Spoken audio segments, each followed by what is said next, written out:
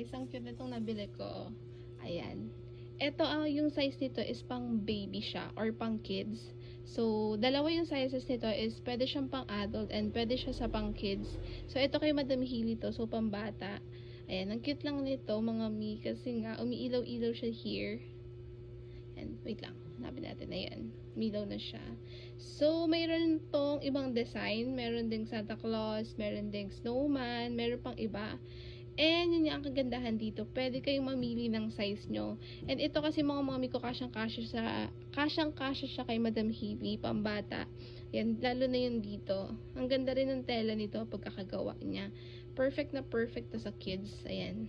So, kung gusto niyo ng magandang hat sa Christmas, ayan, ito yung checkout nyo. Cute lang siya. Ayan.